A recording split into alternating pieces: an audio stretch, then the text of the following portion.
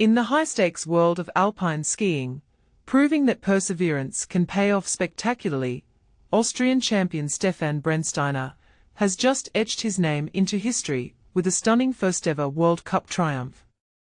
But here's where it gets intriguing.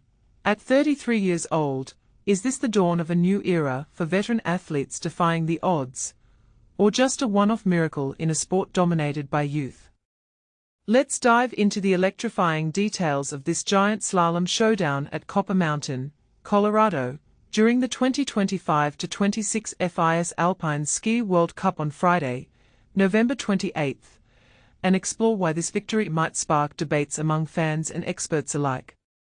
Imagine carving through a challenging mountain course at dizzying altitudes, where every turn demands precision and the weather can flip like a switch. That's the essence of alpine skiing's giant slalom event. For beginners, think of it as a downhill race on skis with a mix of speed gates you must navigate, testing both technique and endurance. Stefan Brennsteiner, a tech specialist from Austria, check out his Olympic profile here. https://www.olympics.com/en/athletes/Brennsteiner, mastered just that. He battled unpredictable snow conditions and tough course setups, slicing through the high-altitude track with masterful control to clock in at an impressive 2 minutes and 30.98 seconds. This wasn't just any win, it was his maiden World Cup victory, proving that sometimes the 81st attempt in terms of races is indeed the lucky one. Reflecting on his triumph, Brennsteiner shared heartfelt words with broadcasters right after crossing the finish line. "It means a lot for me," he said, his voice brimming with emotion. "The last years were quite good, but I had tough times in my career. I am 34 years old now, and my first World Cup win feels just amazing." It's a reminder that age can be just a number in a sport where young prodigies often steal the spotlight. And this is the part most people miss. How Brennsteiner's journey might inspire others to chase dreams later in life, perhaps turning the conversation toward ageism in professional athletics. Joining Brennsteiner on the podium was Norway's Henrik Kristoffersen. Explore his story here. https://www.olympics.com/en/athletes/Henrik-Kristoffersen, who finished a solid second with a time of 2 minutes and 31.93 seconds. Not far behind in third place was Croatia's Filip Zubcic. Learn more at https://www.olympics.com/en/athletes/Filip-Zubcic, who dramatically climbed 10 spots in the second run to secure his spot with a time of 2 minutes and 31.98 seconds.